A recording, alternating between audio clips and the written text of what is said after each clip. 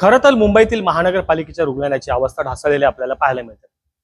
त्याचाच आढावा घेण्यासाठी आरोग्य समिती अध्यक्ष हरीश भांदिरगे यांनी काल चक्क केम रुग्णालयात रात्रीच्या सुमारास जे आहे स्टिंग ऑपरेशन केलं. नेमकं त्या स्टिंग ऑपरेशन मध्ये त्यांना काय माहिती मिळाली व जे स्टाफ असतील किंवा डॉक्टर असतील त्यांनी त्यांच्याशी कशा पद्धतीने वागणूक केली तर ते सुद्धा आपल्याला पाहणं गरजेचं आहे. त्याच अनुषंगाने आपल्यासोबत बोलण्यासाठी आरोग्य समितीचे अध्यक्ष हरीश भांदिरगे सर आपण यांच्याशी बातचीत करतो. सर, काल आपण चक्क एक मध्यरात्री स्टिंग ऑपरेशन केलं, केम रुग्णालयात गेलात आणि डॉक्टरांनी जे स्टाफ असतील किंवा नर्स असतील आपल्याशी जे उद्धट वागणं केलं, उद्धट बोललंय, एक आपण सामान्य नागरिक म्हणून तिकडे गेलं तर आपल्याला काय वाटतं की आत्ताची परिस्थिती कशी आहे?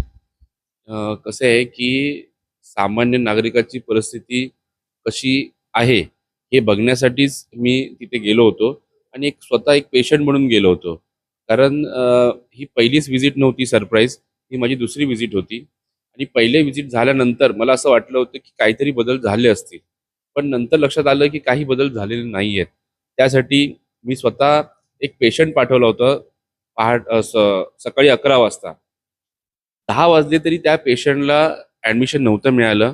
मी स्वतः त्या पेशंटच्या नातेवाईकांशी बोललो. मी सांगितलं की डॉक्टरला तुम्ही फोन द्या. डॉक्टर फोन घ्यायला तयार नाहीत.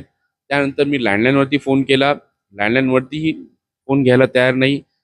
चौथ्यांदा फोन घेतला, त्यानंतर सांगतात की आम्ही तुम्हाला काही डिटेल देऊ शकत नाही. मी सांगितलं की मी अध्यक्ष आहे आरोग्य समितीचा, तर आम्हाला डीनने सांगितलेलं आहे की कोणाला काही माहिती द्यायची नाही. मग मी स्वतः एक पेशंट म्हणून तिथे आलो, स्वतः तिथे उभा राहिलो, स्वतः पाहणी केली.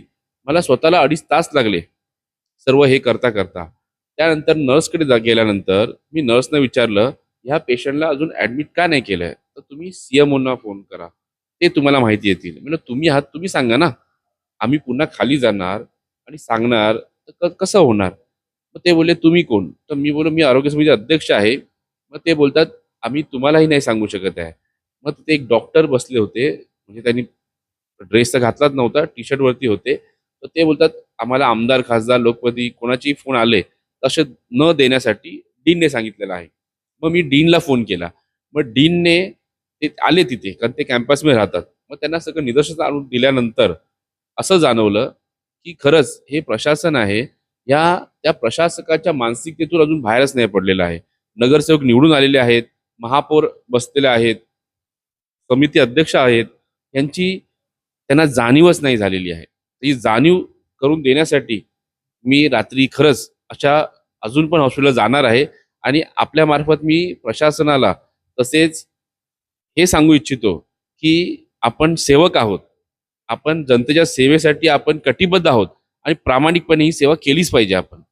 तर खरं तर एक महत्त्वाचा मुद्दा म्हणजेच की आपण एका डॉक्टरांना विचारलं की अशा आणि अशी गोष्ट, आणि त्या डॉक्टरांना आपण प्रत्युत्तर दिलंय की डॉक्टरांनी तुम्ही मुख्यमंत्र्यांकडे गेलात, तक्रार केलं तरी मला काही फरक पडत नाही. ते कितपत योग्य आहे? नाही, कसं आहे की नाही, असं नाही बोलले ते डॉक्टर. मुख्यमंत्र्यांनी तक्रार केली. त्यांनी काय सांगितलं, मुख्यमंत्र्यांचे PNचे फोन असून द्या, आमदार खासदारांचे फोन असून द्या, आम्ही कोणाचेही फोन घेत नाही म्हणून. तर अजून एक शेवटचा प्रश्न असा आहे, चक्क आपल्या मुंबईच्या महापौर आहेत ऋतू तावडे यांनी एक आता तो GR पास करायचा प्रयत्न केला, तो म्हणजेच की एक रुग्ण व एक नातेवाईक त्यांना पास शिवाय सोडणार नाही. खरं तर आपण पाहू शकतो या रुग्णालयाची अशी दुर्दशा आहे, तर एका रुग्णाकडे 2 जण आणि पासचा जो जो हे प्रकार काढलेला तो कितपत योग्य वाटतो? नायर हॉस्पिटलच्या जेव्हा नवीन OPDच्या ओपनिंगच्या वेळी मी स्वतः तिथे होतो आणि सन्माननीय महापौर ऋतुताई पण होत्या.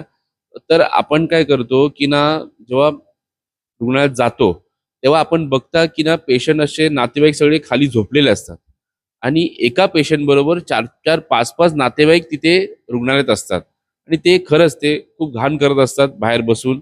तर एक आपण जेव्हा प्रायव्हेट हॉस्पिटल जातो तेव्हा तुम्ही पास घेता की नाही, एकच जर रुग्णाबरोबर माणूस असेल तर कमीत कमी ते घाण करणार नाही आणि ती जी जाणीव राहील त्याला. त्यासाठी ही चांगली पहल आहे, त्यामध्ये काय वाईट आहे असं मी म्हणणार नाही.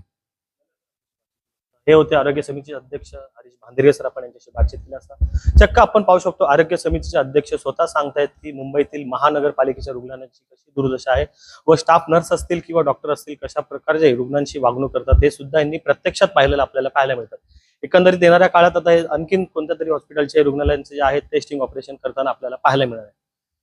कॅमेरा पर्सन विनोद शिंदेसह अनिल सावर, अँटी क्राईम न्यूज, मुंबई.